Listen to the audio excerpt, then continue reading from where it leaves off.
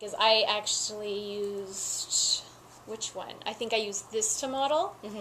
And I have given the students free rein insofar as which one they want to answer. And I think instead of that, I think I need to maybe have the kids do a specific one per day as a next step.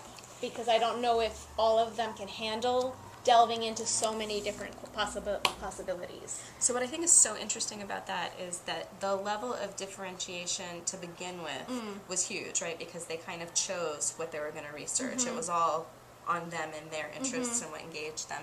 And then you added this next layer of differentiation where you provided them with the 6 questions and you modeled number 3. I did. Right? Today I did, yes. Using, because it linked to Thursday's work. Right.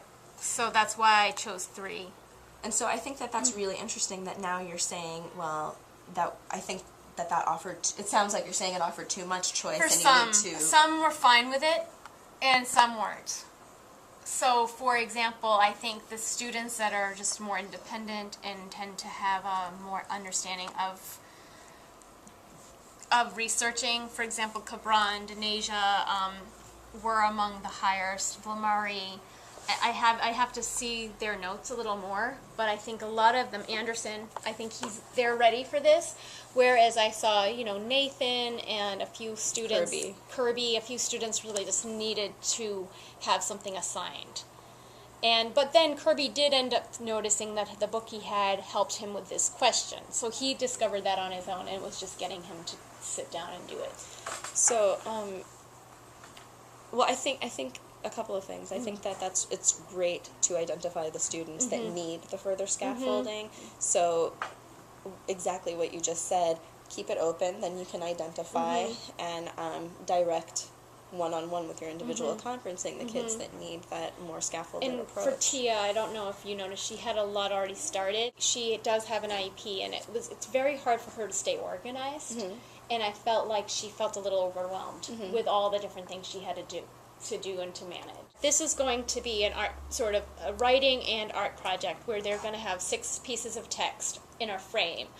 And I think that each one of these is going to essentially be a paragraph in their own words using historical research. And if their paragraph talks a little bit about Michelangelo's personal obstacles as a beginning paragraph and then goes into the deeper sort of overarching obstacles he faced as a, achieving member of leading figure in the Renaissance, then I think that's going to even be a better paragraph. It would start with some smaller things and then lead to what he had to face in society. Going back to your question with differentiation, I feel like not just Nate, but he is one without question that I have to keep in mind, how to break this down for him. And maybe even, I might even modify a little bit for him, where he, I think that most of the kids, although there are different learning styles and strengths, he's the only one that's as below as he's maybe 3 grades below reading level, if not more.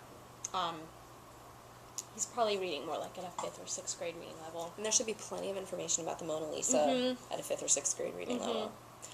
And I definitely think he can handle this project. It's just, especially if he doesn't shut down, he's fine. It's just getting him to that space sometimes where he easily shuts down.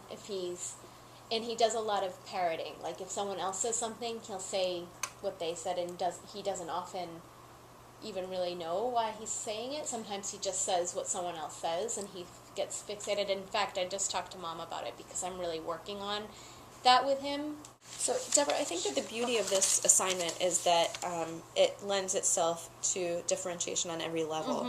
I think that you really it's geared so that the middle-of-the-road kids can be successful. It can be scaffolded very highly for the lower-level kids, and you can release the scaffolding for the higher-level kids and really push them to do the synthesis and analysis and the self-reflection and the processing that you're looking for. So I'm really excited to see the the culmination of. I am too. Not only the final product, but also the process of the writing. And how it feeds into the Exactly. research And then, paper. of course, I think seeing their product is going to be really rewarding for the kids. I hope so. I think that it will.